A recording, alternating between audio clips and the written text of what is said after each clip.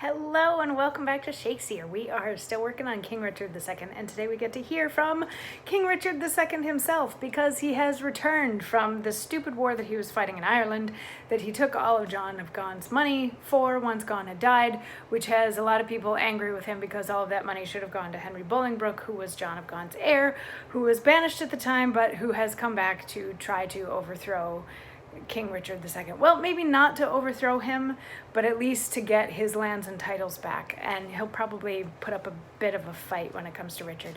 Speaking of which, yesterday we had Henry Bolingbroke killing Bushy and Green, who were two of King Richard's non-noble friend/advisor people. He accused them of breaking up the marriage and sort of blamed them for his own banishment and for turning the king against him and all that sort of thing. So he has them killed. And then he goes off to find Glendower, and that's the end of Act 3, Scene 1.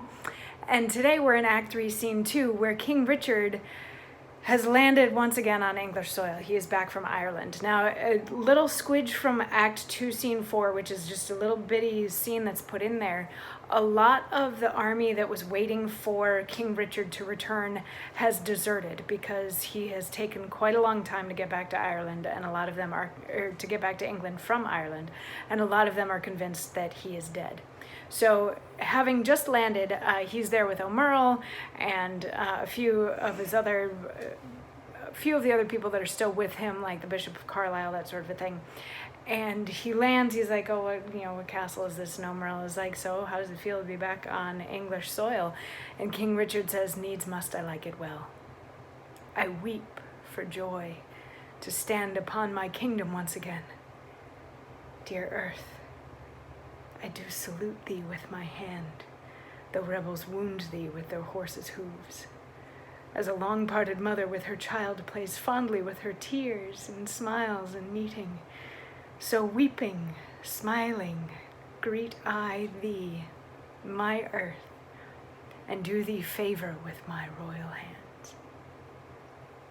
Feed not thy sovereign's foe, my gentle earth, nor with thy sweets comfort his ravenous sense, but let thy spiders that suck up thy venom and heavy-gated toads lie in their way, doing annoyance to the treacherous feet which with usurping steps do trample thee.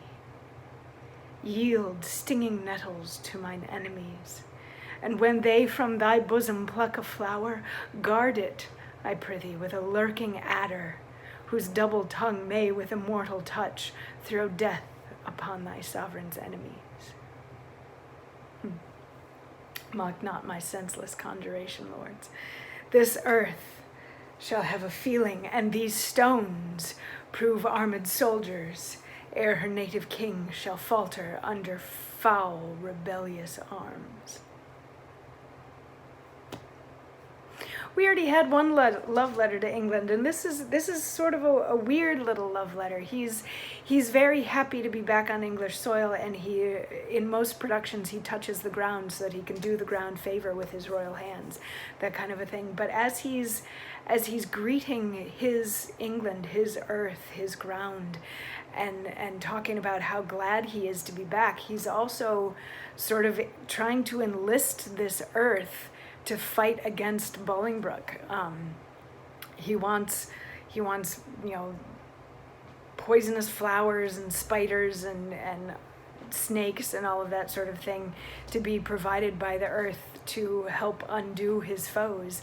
And then he's like, hey dudes, don't think that I'm weird for talking to the ground like this, because this ground is gonna help us in our fight, and we are not gonna fall against any sort of enemy while we have this earth, this England at our back. So it's, from his perspective, it's a bit of a triumphant thing. He's still feeling pretty good about his position in the world and his position as king.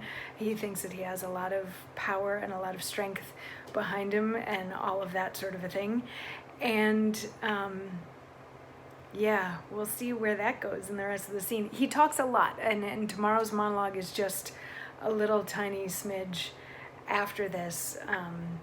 the guys around him sort of bring up that Bolingbroke is coming and building quite a strong force behind him. So we'll see how Richard starts to take some of the bad news that's going to hit him a little bit later in the scene. We'll get to dive into that tomorrow. So yeah, I will see you then for that. Mwah.